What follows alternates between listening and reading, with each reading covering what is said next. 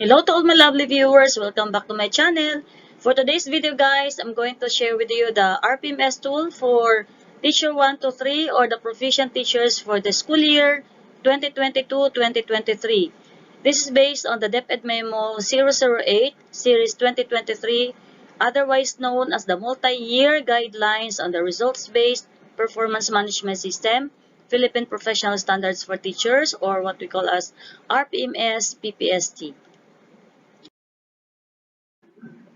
This guideline shall cover 3 school years: school year 2022-2023, school year 2023-2024, and school year 2024-2025. So each school year shall follow the prescribed RPMS timeline and the specific set of indicators.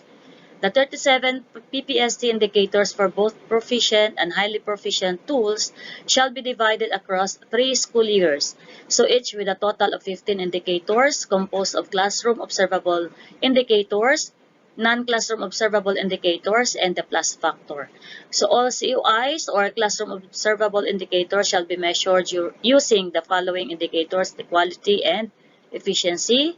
And for the classroom observable indicators shall be measured using the performance indicators, quality, efficiency, and timeliness.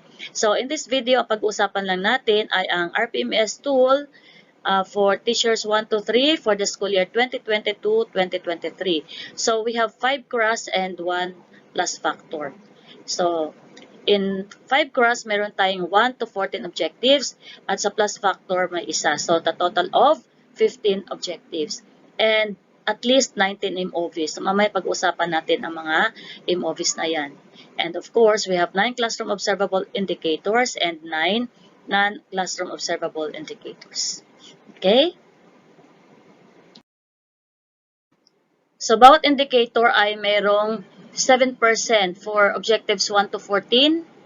And for the objective 15, which is the plus factor, only 2%.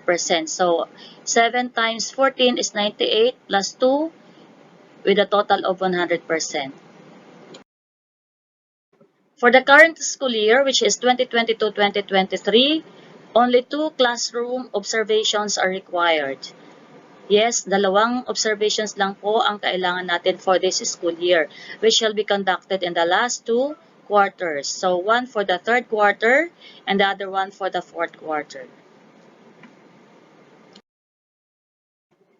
Okay, so now let's talk about the RPMS tool for teachers 1 to 3 for the school year 2022-2023. So let's start with GRA 1, Content Knowledge and Pedagogy, na may 3 objectives. First is applied knowledge of content within and across curriculum teaching areas with indicators 1.1.2. And the means of verification is COT rating sheet or inter-observer agreement form done through on-site, face-to-face, in-person classroom observation. If on-site, face-to-face, in-person classes are not implemented, through observation of synchronous, asynchronous teaching in other modalities, or through observation of a demonstration teaching via LAC session. And in order for you to get outstanding, you have to demonstrate 7 in Objective 1 as shown in COT rating sheet or inter-observer agreement form. And the performance indicator is quality and efficiency. GRA 1, Objective number 2, use a range of teaching strategies that enhance learner achievement in literacy and numeracy skills with PPST indicator 1.4.2. Means of verification, COT rating sheet, just like objective number 1. And to get level 7, you have to demonstrate objective number 2 as shown in COT rating sheet. And the performance indicator, quality and efficiency. GRA 1, objective number 3, applied a range of teaching strategies to develop critical and creative thinking as well as other higher order thinking skills. PPST indicator 1.5.2. Means of verification, COT rating sheet, and to get a level 7, you have to demonstrate objective number 3 as shown in COT rating sheet. And the performance indicator quality and efficiency.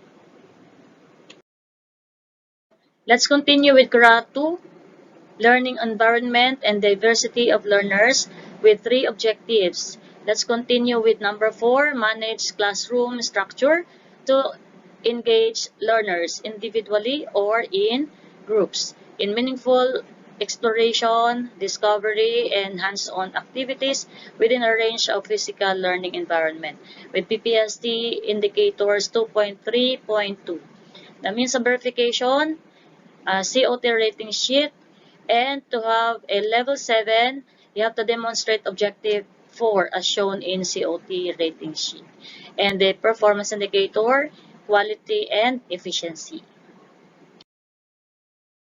CRA 2, objective number 5, manage learner behavior constructively by applying positive and non-violent discipline to ensure learning-focused environments. PPST indicator 2.6.2. MOV COT rating sheet with level 7 in objective 5 as shown in COT rating sheet. Performance indicator, quality and efficiency. CRA 2, objective 6, use differentiated developmentally appropriate learning experiences to address learners' gender needs, strength, interest, and experience. PPST indicator 3.1.2. MOV, again, COT rating sheet. And to get level 7, you have to observe or demonstrate objective number 6 as shown in COT rating sheet. Then performance indicator, quality, and efficiency. So let's continue with CRA 3, curriculum and planning. So here we also have 3 objectives. So let's continue with objective number 7, planned, managed, and implemented developmentally sequenced teaching and learning processes to meet curriculum requirements and varied teaching contexts. So we have PPST indicator 4.1.2 and means of verification, COT rating sheet, and to get a level 7, you have to demonstrate objective number 7 as shown in COT rating sheet and the performance indicator, quality and efficiency. And CRA 3, objective number 8, participate in collegial discussion that use teacher and learner feedback to enrich teaching practice. PPST indicator 4.4.2. And means of verification, ito maiba na. Proofs of attendance in LAC session, then minutes of LAC session, then reflection notes of teachers on the demonstration of teaching practices, and then we also have any equivalent als form or the document that highlights the objective. So to get 7, kailangan natin, you have to plan for enriched teaching practice based on LAC session as shown in MOV3. Okay, data reflection notes. Okay, that is for quality.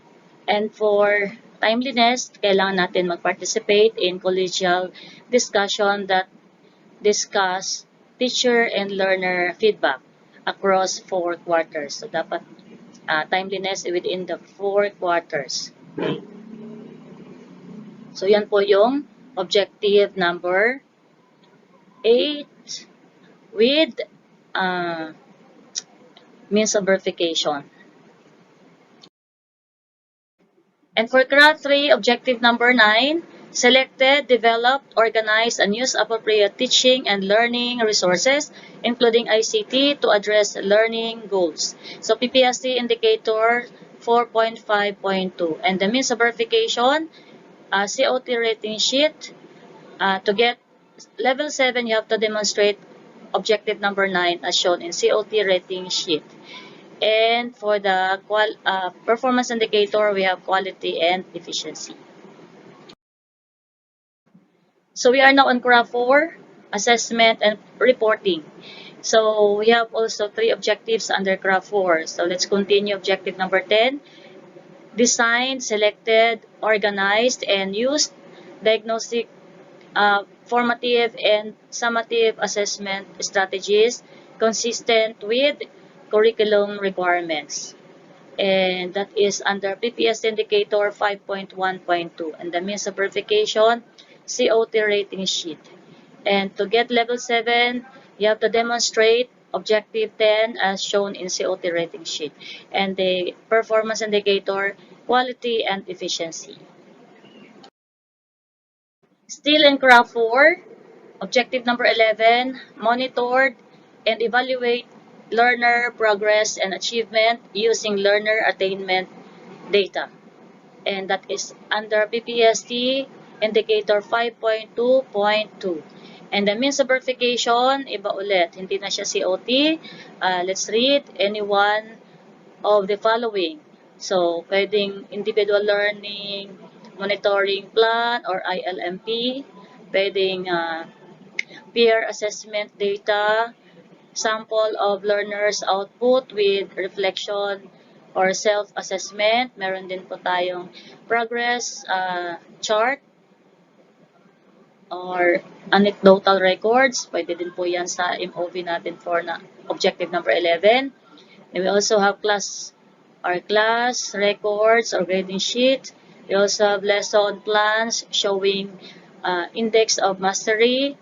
We also have frequency of errors with identified least mastered skills. We also have any equivalent else form or document that highlights the objective. And the last one is others, pwedeng just specify and provide annotation in case wala ka dito sa mga nabanggit. So you can also use that in others. Just be sure to specify and make an annotation. And involve learners in monitoring and evaluation of their own progress and achievement to get outstanding or 5. And that is for quality. And for timeliness, submitted MOVs shows monitoring and evaluation done across 4 quarters. So ito yung mga non-observable indicators. And to continue with CRA number 4, objective 12, communicated promptly and clearly the learner's needs, progress, and achievements to key stakeholders, including parents or guardians. PPST indicator 5.4.2. And the means of verification, any one of the following: one sample of corrected test papers of a learner, okay, in a learning area with parents or guardians, signature and date of receipt. Then minutes of meetings with key stakeholders like PTA, SGC, SPT, SPC with proof of attendance. Then we also have report card with parents or guardians, signature in all quarters, supported by minutes of meeting. And then we also have communication with key stakeholders like parents, guardians, various or LGUs, no, using various modalities. We also have anecdotal records showing entries per quarter, and also any equivalent else form or document that highlights the objective. And then in others, you can also specify and provide annotation. And to get 5 outstanding, you have to sustain engagement through regular communication of learners' needs, progress, and achievement to key stakeholders, including parents, guardians, as shown in the MOV submitted. That is for quality. And for timeliness, again showed prompt communication of learners' needs, progress, and achievement across 4 quarters. So this is also a non-observable indicator. Okay, we are now in graph 5, personal growth and professional development. That is under objective number 13. Applied a personal philosophy of teaching that is learner-centered. PPST indicator 7.1.2. And the means of verification, a reflection or journal entry that highlights the application of a learner-centered teaching philosophy in the lesson plan or community work. And this is non classroom observable indicators. So that is under PPST 7.1.2. And for to get outstanding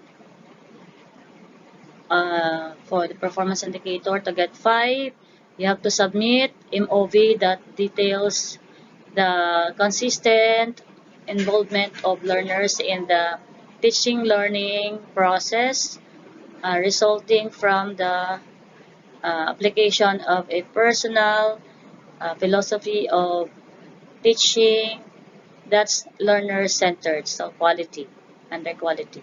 And for the timeliness, applied a personal philosophy of teaching that learner-centered across 4, that is learner-centered across 4 quarters. So Prop 5, objective number 14, set professional development goals based on Philippine professional standards for teachers. That is under PPST indicator 7.5.2, and the means of verification, certification from the ICT coordinator or school head, focal person in charge of ESAN. And we also have Ipcrf developmental plan and media review form or MRF, and updated Ipcrf DP from phase 2.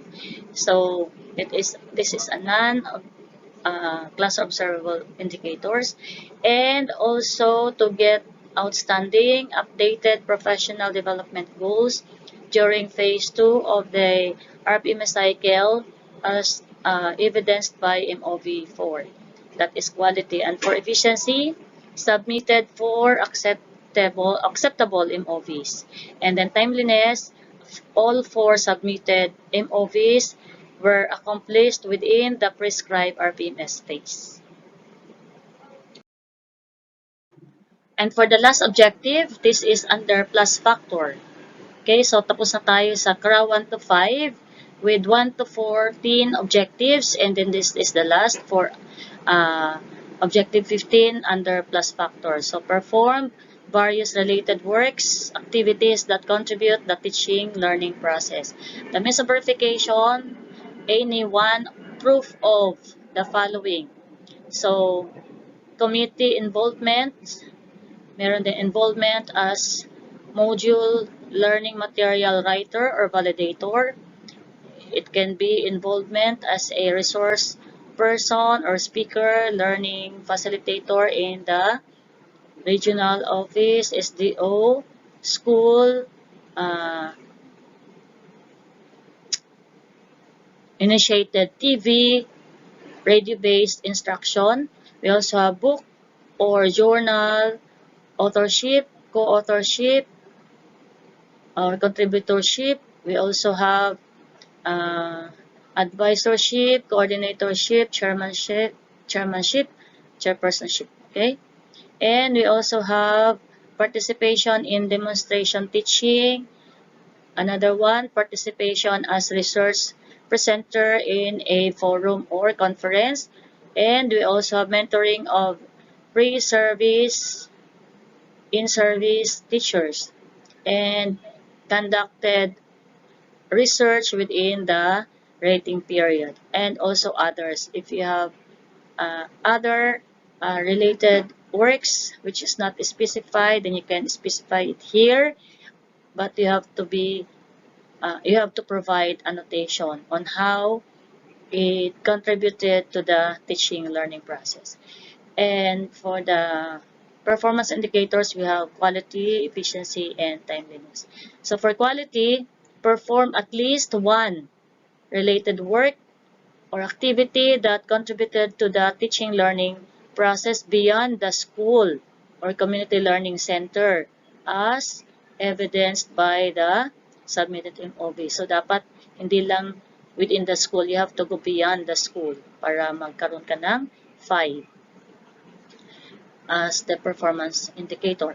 Okay, and for the efficiency, submitted MOV that details the achieved positive contribution to the teaching learning process as evidenced by the annotated or the annotation provided. And then for the timeliness, submitted MOVs were distributed across 4 quarters. So yun po yung ating CRA 1 to 5 and the plus factor with 1 to 14 objectives for CRA 1 to 5 and 1 plus objective for plus factor. Okay. Okay, so let me just share with you the summary of MOVs and the number of MOVs na ipoprovide natin for our RPMS portfolio. For objectives 1 to 7, COT rating sheet lang po yan. Number of MOVs for objective 1, 4. Objective number 2, 4. Objective number 3, 4 na MOVs. Objective number 4, 2. Number 5, 2. Number 6, 2. Number 7, 2. We also have 8, objective number 8, at least 4 objectives. So kung anong meron dyan nakasulat ay 4 po.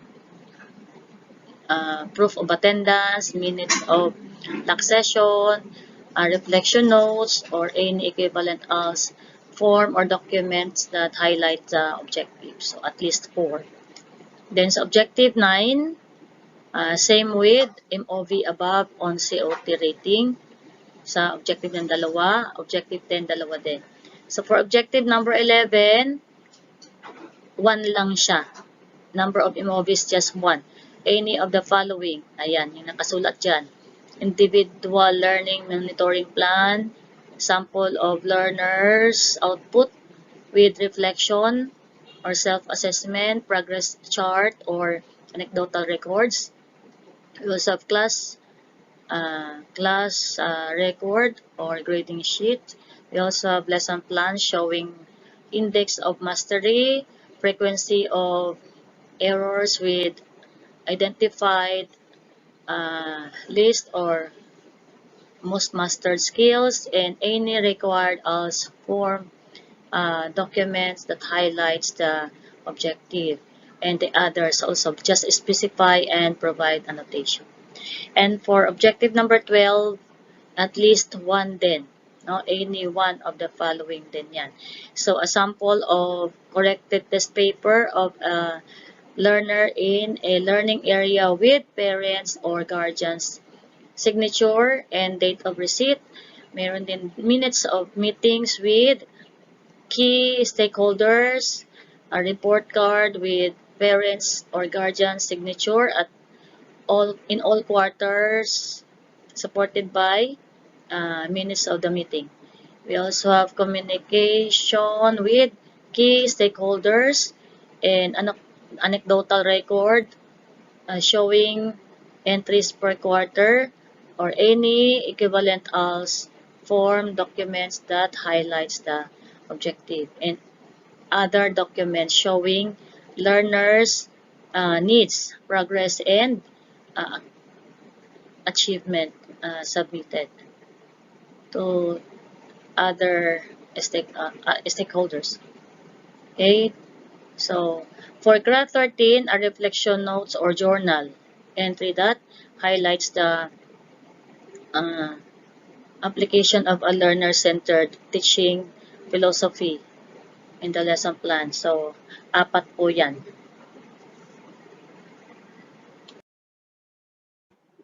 And for objective 14, 4 din, certification from the ICT coordinator or school head or focal person in charge of ESAT, Ipcrf DP, media review form or MRF, and the updated Ipcrf DP from phase 2.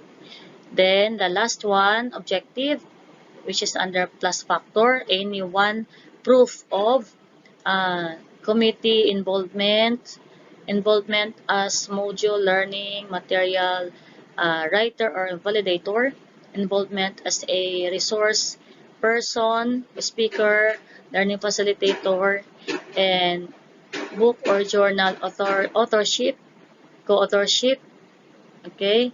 So, advisorship, coordinatorship, chairpersonship, participation in demonstration teaching, participation as research presenter in a forum or conference.